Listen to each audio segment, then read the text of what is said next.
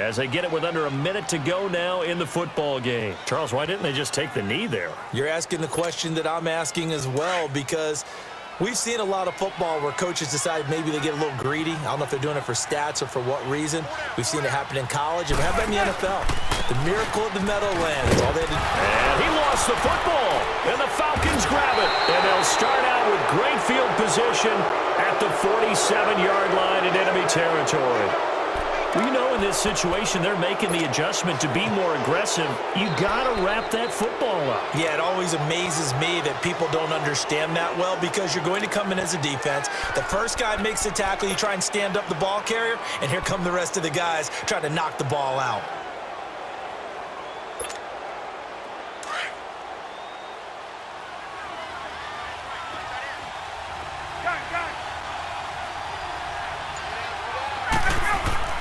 He'll look to throw. He's just going to dump this one off to his fullback out of the backfield. 6 yards on the pickup, and it'll make it second down. Clock running, and the Falcons moving with a sense of urgency. And remember, field goal does them no good in this situation. You got to think they should be taking some shots for the end zone soon. He's back to throw. Caught by Sanu. And here he'll be brought down a little shy of the 35 at the 36. Ryan to Sanu, good for an Atlanta first down.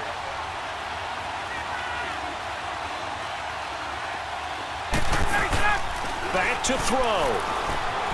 Flush to his right. And that is incomplete. 7 seconds remaining. The Pro Bowl wideout Julio Jones, his intended receiver. And it's second down.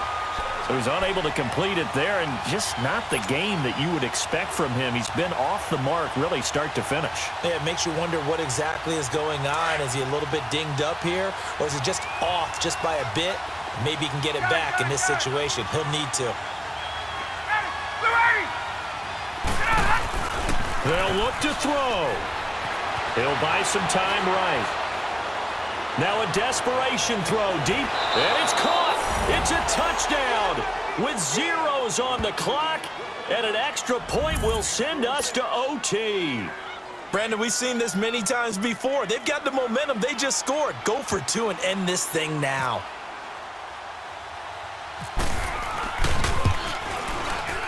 Don't forget the extra point. It's up and good, and we are tied at 21.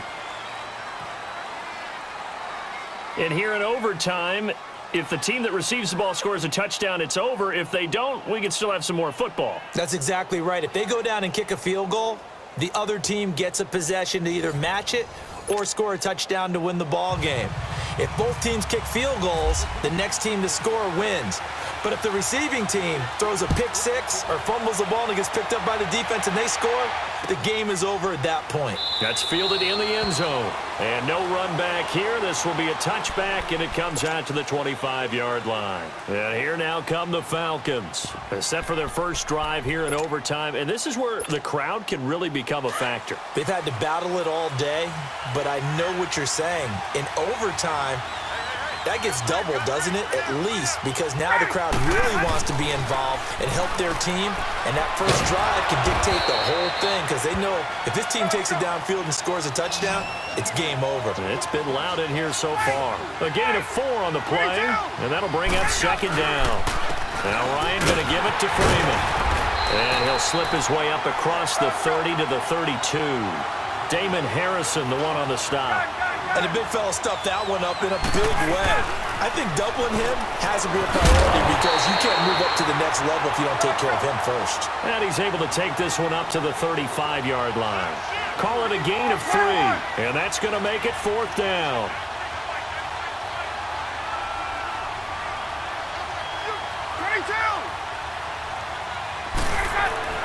The Falcons will go for it. It's Ryan. And he's going to drop this off to his fullback. And he's going to have the first down at about the 38.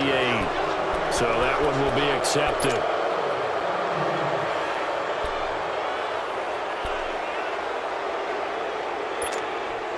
So 1st and 10 after a big mistake on 4th down with a penalty.